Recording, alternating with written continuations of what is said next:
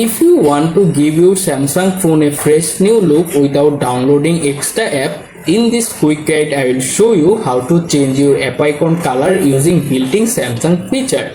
It's fast, simple and perfect for customizing your home screen in just a few taps. Follow along and get started today. First of all, open the settings page on your phone. Once you are in the main settings page, scroll down a little, look for the wallpaper and style option. Click on them. In the page, find the color palette option. Tap to open it. After the page is open, look for the color palette option. Right now this option is turned on by default. Simply turn it on first. After that, also enable the apply palette to app icon option.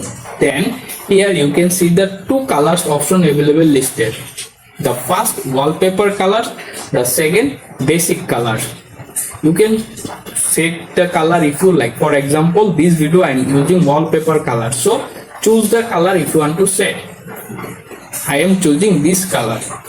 Once you selected the exact color if you want to apply, then hit the apply button at the bottom and wait to complete the process.